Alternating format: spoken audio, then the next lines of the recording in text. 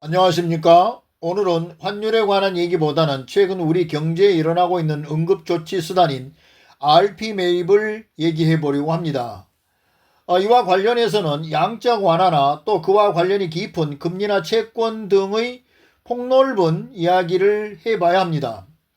그래서 내용도 좀 길 것 같습니다. 끝까지 잘 따라오시길 바랍니다. 여러분 아시다시피 제 강의의 특징은 지난 내용들의 중첩과 반복으로 새로운 내용을 이해시키고 또 동시에 지난 내용들의 정리적 성격이 강합니다. 어찌 보면 게으른 사람들의 공부하기에 딱 좋은 그런 강의 스타일입니다. 농담이고요. 잘 따라와 보세요. 그럼 시작합니다. 금년에 들어서 반도체를 중심으로 한 수출 부진이 기업 실적 악화와 그로 인한 주가 하락으로 외국인들의 강한 매도세가 외화 유출로 이어져서 환율이 지속적으로 상승하면서 시장의 유동성, 돈 부족이 심화되던 중이었습니다. 정부는 기준금리 인하로 어려운 환경을 면해 보고자 했지만 상황은 별로 나아진 것이 없습니다. 특히 환율이 많이 상승하여 국민연금과의 통화 수합과 선물한 매도 같은 지원을 통해 또 외환 보유고를 헐어서 환율 방어를 하고 있으며 주식시장에서도 최근에 연기금 투자사들이 1조 원에 가까운 투자금이 동원되어 주식을 매수하여 떠받치는 그런 상황이 있었던 것으로 보입니다. 엎친 데 덮친 격으로 계엄령이라는 악재는 주가 폭락의 가속화와 환율 발작을 일으켰습니다.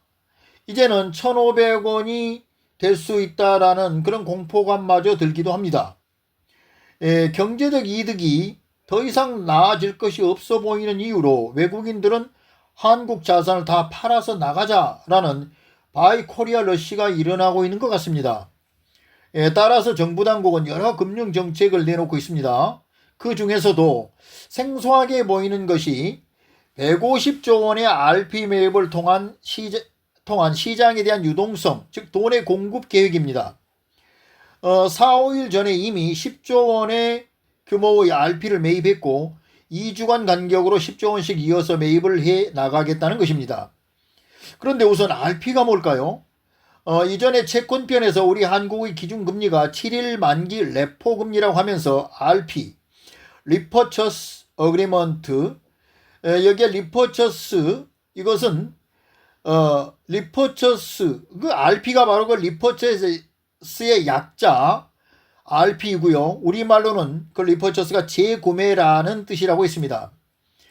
이것은 환매 조건부 채권입니다. RP 금리와 레포 금리는 환매 조건부 채권으로 같지만 레포는 중앙은행의 정책 금리로 더 좁은 범위에서 쓰입니다.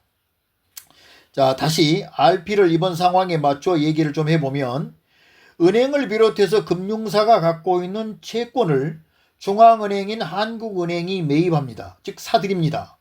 금융사는 한국은행으로부터 채권을 판 값을 받아서 시장에 그 유동성, 즉 돈을 풀죠.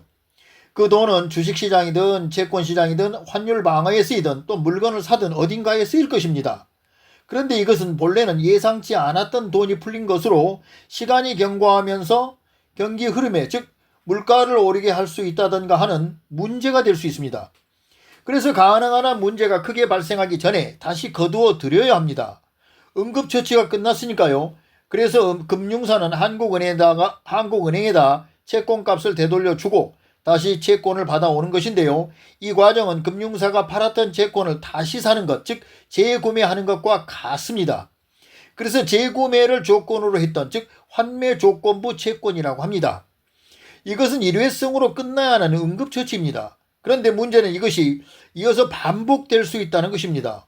돈 부족을 채우는 최선의 방법은 수출을 통해서 돈을 벌어들이면 그만입니다. 이것이 안 되면 돈은 계속해서 빠져나가고 기존에 운영되는 것들에 필요한 고정비용 같은 돈은 계속해서 필요합니다. 그러면 이 RP 매입이 끝날 수가 없다는 뜻일 수도 있습니다.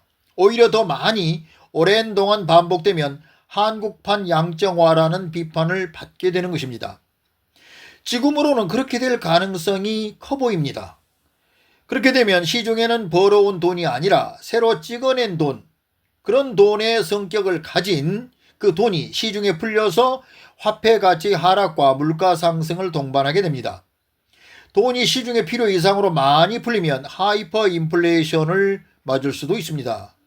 물가가 100배가 넘게 뛰어서 돈이 휴지 조각처럼 된 경우가 역사적으로 여러 번 있었고요.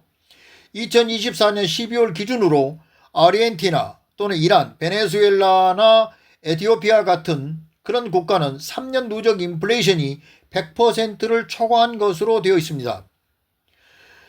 또 하나 소개하면 1차 대전 이후 독일의 하이퍼 인플레이션은 너무 많은 돈의 발행이 원인이 되어서 돈을 수레에다가 가득 싣고 가서 빵 한 조각을 사는 기이한 풍경이 있기도 했습니다. 또 짐바브웨 역시 화폐의 남벌로 기하학적 수의 79억 6천만 %의 초거대 하이퍼 인플레이션이 얼마 안 된 2008년 기준으로 실제로 있었습니다. 이것의 공통점이 모두 그 나라의 화폐 남발이었습니다. 물론 우리 한국이 이렇게까지 될 거라고는 생각하지 않습니다만, 그러나 이번 예상되는 통화량의 증가가 가져올 문제는 극복하기 위한 우리 국민의 미래는 매우 힘들 것으로 짐작이 됩니다. 이와 같이 일반적으로 대부분의 나라의 화폐가 필요 이상으로 시중에 풀리면 심각한 경제적 문제가 된다는 걸 봤습니다. 그런데 어떤 돈은 많이 뿌려도 별로 심각하지 않은 화폐가 있습니다. 그 이유는 그 화폐를 여전히 신뢰하고 또 필요로 하는 사람이 많기 때문입니다. 그 화폐가 바로 기축통화입니다. 대표적으로 미국 달러입니다. 또 유로화도 있고 그 다음엔 일본의 엔화도 그런 통화에 들어갑니다. 미국은 위기가 오면 양적 완화라는 방식으로 엄청난 돈을 시장에 뿌려댑니다.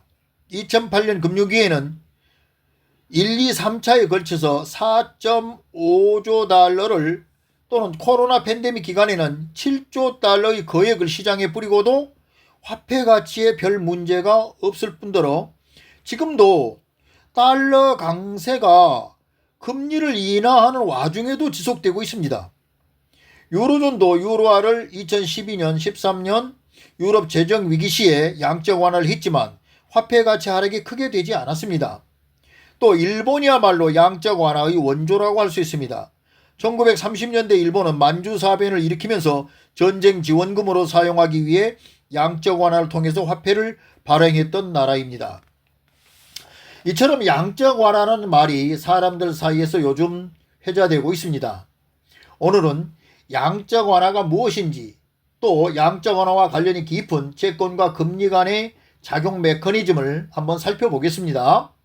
금융, 돈에 관한 내용을 폭넓고 깊게 다루기 위해서는 환율이나 금리, 물가 등의 경제 구성 요소를 어느 한 가지만을 따로 떼서 계속 다룰 수가 없습니다. 이들은 서로 복잡하게 연관되어 서로 영향을 주고받으며 어떤 하나의 현상을 만들어내기 때문입니다. 환율 공부를 하다가 웬 금리 편과 가까운 양적 완화를 다루려는가 생각하시겠지만, 최근 우리나라 한국은행의 RP 매입에 관한 얘기를 하려면 양적 완화와 또 그와 유사한 금리 정책들도 함께 알아보면 종합적인 이해가 더 잘 될 것으로 생각합니다. 어떤 이유로 시중의 유동성, 즉 돈이 부족해지면 경기 침체에 이어 심하면 공황 같은 경제 위기가 올 수 있습니다. 바로 이런 상황을 방어하기 위한 금융적 조치들이 있습니다. 불경기 같은 비교적 덜 위험한 위기를 방어하기 위해서는 전통적이고 일반적인 방법을 쓰고, 보다 큰 위기가 발생하면 과거 역사를 통해서 볼 때 주된 몇 가지 방어적 수단으로서 비상금융 정책이 있습니다. 우선 전통적이고 일반적인 방어 수단이 금리 정책입니다. 많은 돈이 지원되고 대출이 용이하도록 해서 시장에 돈이 많이 돌도록 하기 위해 금리를 인하합니다. 또 하나는 고객이 예금한 돈의 일부를 지급준비금으로 보관하는데 그 지급준비율을 낮추어서 보다 많은 돈이 시중에 대출이 되도록 지급준비율의 인하가 있습니다. 이외에도 인플레이션 기대치 관리를 통해서 금리와 물가 안정 목표를 정확히 하여 소비와 생산의 안정감과 신뢰를 높이기도 합니다. 다음은 위기 시에 취하는 비전통적인 비상금융 정책으로 첫째, 금융 시스템의 안정화를 통해서, 즉 쉬운 말로 은행이 잘 돌아가게 하여, 이런 뜻입니다.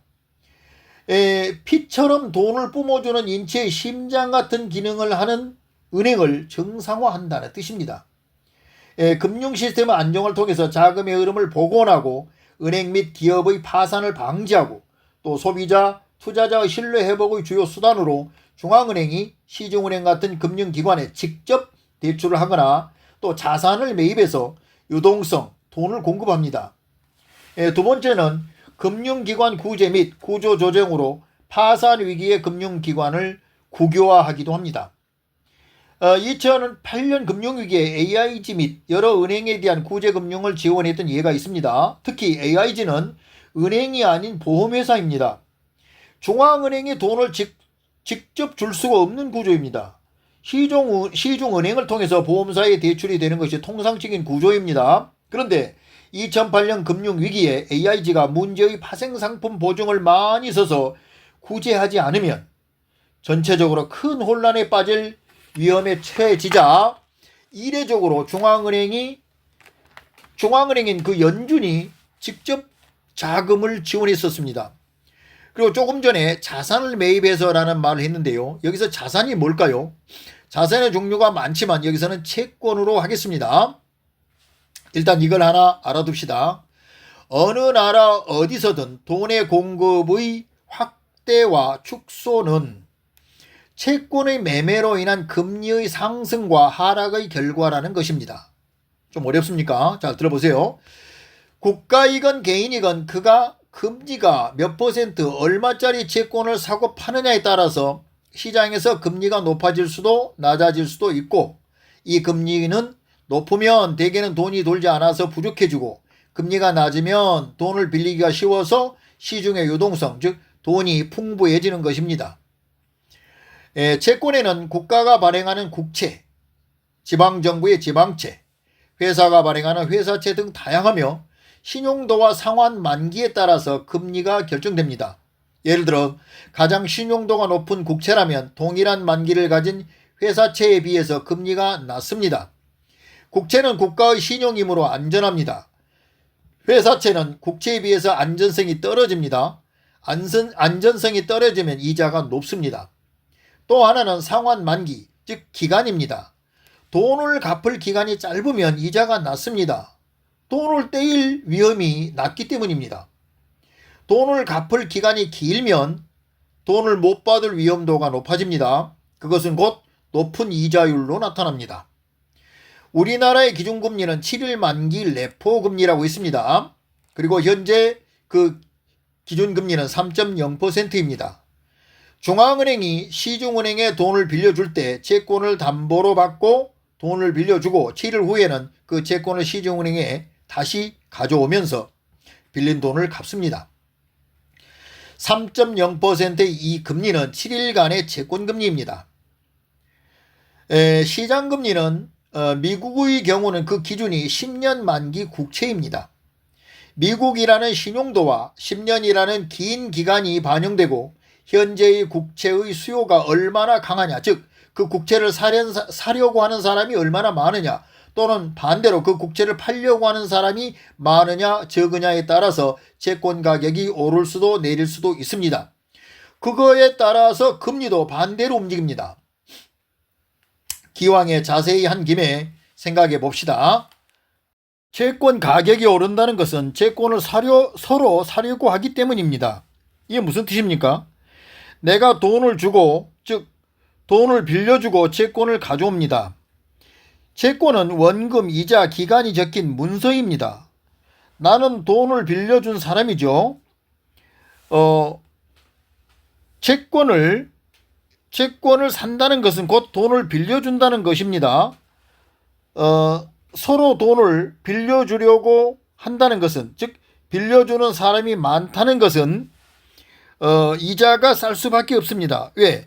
빌릴 수 있는 돈이 풍부하니까요. 이자가 쌀 수밖에 없겠죠. 그래서 채권 가격의 상승은 채권 금리의 하락이 되는 것입니다. 채권에 대한 기초 개념을 이전에 채권 1, 2강좌에서 자세히 했습니다. 기초 표현을 꼭 들으시길 권합니다. 그게 가장 빠르고 쉬운 길입니다. 하여튼 꼭 알고 있어야 할 것은 채권 가격과 채권 금리는 정반대로 움직인다는 것입니다. 채권 가격의 상승은 채권 금리가 하락한다는 것이고 채권 가격의 하락은 채권 금리가 상승하는 것입니다. 바꿔서 채권 금리의 상승은 채권 가격의 하락이고 채권 금리의 하락은 채권 가격의 상승이라는 것, 이것이 채권에서는 가장 중요한 포인트입니다. 자, 이런 채권의 기본 성질을 이해하셨으면 세 번째 유동성 공급의 비전통적인 비상금융 조치의 또 하나를 얘기하려고 합니다. 일본의 장기금리 목표제 Yield Curve Control, 약자로 YCC라고 하는데요. 일본의 비상금융 정책의 일환으로서 유동성 공급 수단, 소위 양적 완화의 한 수단이라고 할 수가 있겠습니다. 일본의 장기 시장금리, 즉 10년물 국채금리를 마이너스 0.1%에서 플러스 0.1%의 구간을 정해놓고 평균 0%의 금리를 유지하고자 했습니다. 참고로 현재는 조금 올라서 0.5%에서 1.0%의 구간으로 현재의 금리는 0.94%입니다. 다시 이전으로 돌아가서 얘기하자면 보시다시피 금리가 마이너스까지 내려온 최저금리를 유지함으로써 유동성을 최대한 공급하겠다는 의도였습니다. 이렇게 된 데에는 스토리가 있습니다. 당시 일본의 잃어버린 20년이 진행 중에 소비가 없으니 생산이 없고 경제가 전혀 성장이 없었습니다. 경제순환의 뿌리가 되는 소비가 없는 극심한 디플레이션 상태로 물가가 0.몇 %로 1%가 안 된 상태로 20년이 흘러간 것입니다. 물가가 하락하는 디플레이션이 오면 물가가 더 떨어질 것을 기대하면서 사람들은 소비를 이연시켜버립니다. 즉 소비를 연장시킨다는 얘기입니다. 더욱더 그래서 디플레이션이 심화됩니다. 거기에다 일본의 노령화는 소비보다는 저축을 선호하는 사회풍조가 되었습니다. 게다가 우리나라의 부가가치세에 해당하는, 즉 소비자가 물건을 살 때에 그 물건에 붙는 세금인 소비세를 2차례나 인상합니다. 이런 정책적 헛발질에는 일본이 가히 선수급입니다.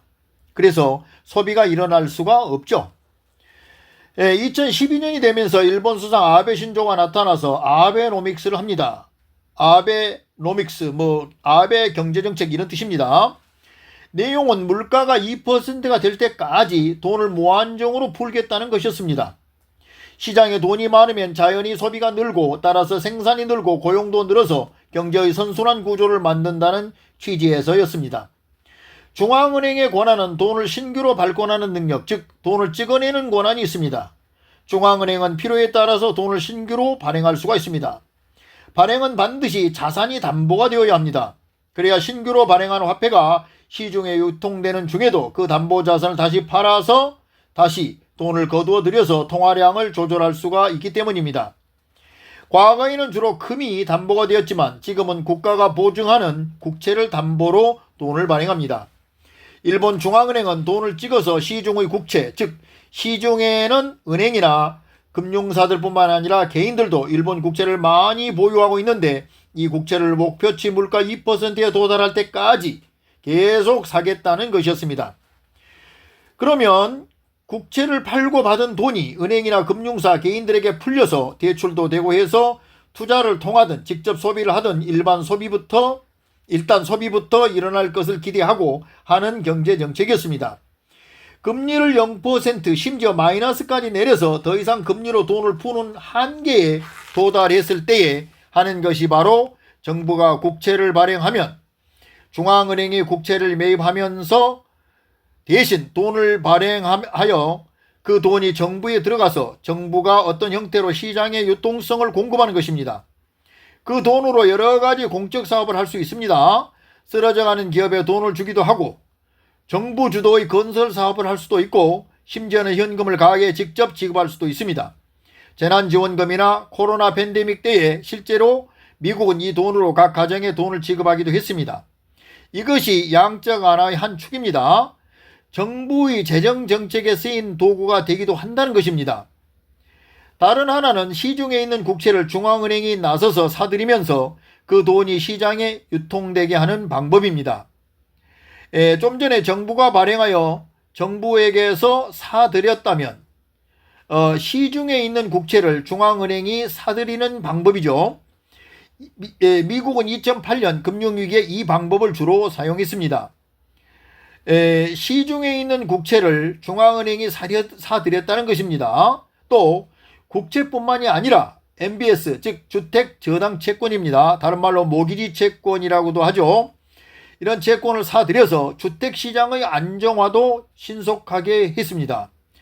일본도 이와 같은 방식으로 양적 완화를 했습니다. 일본이 YCC, 즉 금리 구간을 마이너스 0.1%에서 플러스 0.1%로 정해서 이 금리를 벗어나지 못한 한도 내에서 국채를 매입하여 어느 정도 국제 유통량을 조절하는 것이 목표인 기법입니다.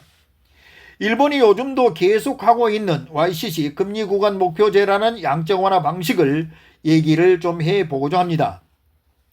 어떻게 해서 이런 금리 구간이 만들어졌을까요? 이런 것을 이해하다 보면 채권과 금리에 따른 유동성 조절 기법을 많이 알게 되니까요. 잘 따라와 보시기 바랍니다. 일본은행은 물가가 2%를 목표로 돈을 시장에 많이 공급해야 하니까 일본 국채를 무한정으로 계속 사들인다는 것이었고 또 실제로 그렇게 했습니다. 그러다 보니 어느 순간 시장에 유통되는 국채가 줄어들었고 이는 국채 가격은 상승시키고 금리를 낮추는 결과를 가져왔습니다. 결국 장기 국채 금리가 마이너스로까지 진입했으며 지속적으로 국채를 매입하면서 최저 금리를 유지하고 양적 완화를 끌어가겠다는 복합적인 금융 기법입니다. 마이너스 0.1%에서 플러스 0.1% 사이를 유지하면서 시장의 유동성이 공급되는 양적 완화 구조를 한번 보겠습니다. 금리가 마이너스 0.1%에 접근하면 금리가 하락하는 방향이므로 채권 가격이 상승하고 있다는 것인데 이것은 채권의 매수세가 강하다는 것입니다. 금리를 플러스 0.1% 방향으로 전환시켜서 더 이상 금리가 하락하지 않게 하고 금리가 상승해서 최소한 평균점 0% 정도까지라도 상승시켜야 합니다. 그렇게 되기 위해서는 채권 가격을 하락시키고 금리는 상승해야 하니까 채권 가격을 하락시키려면 채권을 매도하는 세가 더 강하면 됩니다. 그렇게 하면 채권을 보다 많이 내다 파는 것입니다. 이번엔 반대로 금리가 플러스 0%에 접근하여 상승 추세에 있으면 금리를 하락시켜야 합니다. 그렇게 되려면 채권 가격이 상승해야 합니다. 채권 가격이 상승하려면 채권의 매수세가 더 강하게 일어나야 합니다. 이때 중앙은행이 나서서 채권을 집중 매입합니다. 그러면 채권의 매입으로 인한 유동성이 시장에 제공됩니다. 이런 구조를 인식한 국채시장 참여자들은 대체로 일본은행이 원하는 0%에서 플러스 0.1%를 벗어나는 거래를 꺼리게 되고 일본은행은 낮은 금리를 유지하면서 국채 부족 상황에서 적당량의 국채를 매입하여 안정적으로 꾸준히 유동성도 제공하는 것입니다. 이제 양적 완화에 대한 정리를 좀 해보겠습니다. 양적 완화란 금리 정책이 더 이상 통하지 않은 금리를 0% 심지어 마이너스까지 내려도 시장에 닥친 문제로 인해서 유동성이 더 필요할 때에 중앙은행이 발권력을 동원해서 돈을 만들어 정부가 발행한 국채를 매입하거나 또는 시중에 있는 국채나 자산을 매입하고 그 돈을 시장에 공급하는 것을 말합니다. 없었던 돈이 중앙은행에 의해서 새롭게 풀려 나왔다는 것이 돈 가치의 하락으로 물가 상승으로 나타나게 되는데 그나마 최소한의 안정장치라고 한다면 국채를 매입하였으므로 그 국채를 다시 시중에 팔아서 물가 상승의 원인이 되는 유동성을 회수할 수 있다는 것입니다. 그나마 이것은 기축통화국에서나 통하는 일입니다. 기축통화국이란 일반 국가에서 돈을 찍으면 돈이 휴지 조각이 될 수가 있습니다. 그래서 시중의 통화량을 최대한 확대시키지 않으면서 양적 완화와 일정 유사한 효과를 낼 수 있는 기법들이 나오기도 합니다. 대표적으로 미국이 금융위기 때 시행했던 오퍼레이션 트위스트라는 기법이 사용되었습니다. 글자 그대로 오퍼레이션, 조작, 작동, 운용 이런 뜻입니다. 트위스트는 비틀다는 뜻입니다. 2008년 금융위기 당시에 미국은 1, 2, 3차에 걸쳐서 4.5조 달러의 양적 완화를 했습니다. 1, 2차를 하고 나서도 인플레이션 목표치가 2%가 안 되고 고용 시장도 여전히 침체 상태라 소비와 기업들의 투자를 보양하기 위해 장기 시장 금리를 추가로 낮추어야 할 필요가 있었지만 양적 완화가 확대되면 인플레이션 위험과 대차 대조표 확대 부담, 어렵죠? 쉬운 말로 부채 부담이 매우 컸다 이런 얘기입니다. 국채도 국민 세금으로 갚아야 할 빚입니다. 빚이 많으면 신용등급이 내려가는 등 경제 운용의 부작용이 많습니다. 그래서 3차 양적 완화가 절실했지만 이를 피해서 할 수 있는 방식을 모색하였는데 그것은 단기 채권을 매도하고 장기 채권을 매수하는 방식이었습니다. 이를 통해서 단기 금리는 상승시키고 장기 금리를 하락시키는 전략이었습니다. 단기 채권을 매도하면 채권 가격의 하락으로 단기 금리는 상승합니다. 당시 단기 채권의 금리는 부담이 없는 0%였습니다. 조금 올려도 문제가 크지 않았었습니다. 그리고 장기 채권을 매수하면 채권 가격이 상승하고 금리는 하락합니다. 장기 금리를 하락시키는 것이 목적이었습니다. 이것은 돈을 새롭게 찍어서 국채를 사면서 돈을 공급하는 양적 완화와는 달리 기존의 자산, 즉 채권의 만기가 다른 채권의 매매를 조정하는 방식으로 장기 금리를 인하하였습니다. 당시 총 4천억 달러 규모로 15개월간에 걸쳐서 이루어졌으며 장기 금리를 인하여 기업의 투자를 자극하고 가계 주택담보대출 금리를 낮추어 대출 비용을 줄이는 등 경기를 부양하는 효과를 가져왔습니다. 이번에는 LTRO, Long Term Refinancing Operation, 풀이하면 롱텀 장기간 리파이낸싱 재대출 오퍼레이션 운영 작동 이런 식의 의미를 갖고 있는 금리 정책을 얘기해 볼까 합니다. 유럽의 재정위기가 있었던 2010년대 초에 유럽 역시 금리를 0% 마이너스까지 내렸지만 위기가 계속되어 양적 완화가 필요했습니다. 1차 세계대전 이후에 돈을 풀어서 엄청난 하이퍼 인플레이션의 공포를 경험한 독일이 중심이 된 유로존은 양적 완화를 피하고 또 미루면서 금리 정책을 응용해서 양적 완화와 유사한 효과를 내보려는 노력을 합니다. 이른바 LTRO, Long Term Refinancing Operation, 장기간 재대출 운용이라는 의미가 말해주듯이 LTRO는 ECB, 즉 유로피언 센트럴 뱅크, 유럽 중앙은행이 주로 시중은행에 매우 낮은 금리로 대출을 해주면 은행은 다시 기업과 가게에 돈을 공급해서 유동성을 늘리는 정책입니다. 그런데 이 대출이 기한이 끝나도 계속 반복 연장이 되는 것입니다. 그럴 수밖에 없었겠습니다. 중앙은행에 돈을 만들어서 시중은행에 매우 낮은 금리로 공급을 했지만 이것이 회수가 되지 않고 계속 연기가 되면 역시 물가에 영향을 주고 화폐 가치 하락을 가져오는 효과로 양적 완화와 크게 다르다고 볼 수 없는 부분이 있습니다. 그래도 그들은 양적 완화는 절대 아니라고 주장했습니다. 그러나 얼마 가지 않아서 ECB는 견디다 못해 가장 많은 양적 완화에 들어갔습니다. 우리나라의 최근 RP 매입을 얘기하려다 보니 참 멀리도 돌아왔습니다. 더불어 배경 지식으로 양적 완화와 유사성을 갖고 있는 정책들을 볼 필요가 있었기 때문입니다. RP는 환매 조건부 채권이라는 걸 이미 얘기했습니다.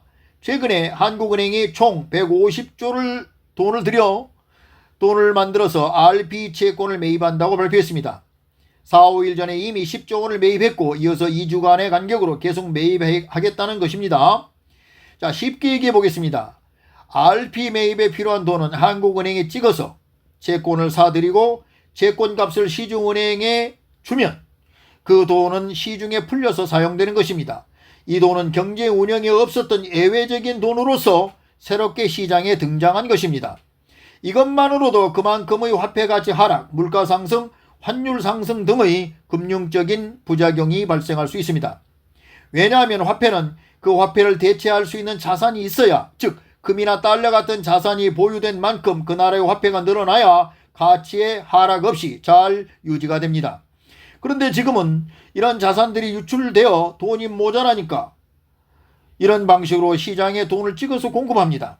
그나마 일시적이면 조금 봐줄 만도 합니다. 다시 말해서 비정상적인 돈이 나와서 응급처치가 끝나고 빨리 회수되어 들어가 버리면 봐줄 만하다는 것입니다. 그런데 지금으로서는 이것으로 끝이 아닐 것 같아 심각하다는 것입니다. 돈은 수출이 부진해서 들어오지 않고 계속해서 더 많은 돈이 필요하게 되면 더 많은 돈이 나와야 되고 계속 반복해서 RP 매입이 오랫동안 지속된다면 그래서 한국판 양적 완화로 보일 수도 있다는 것입니다.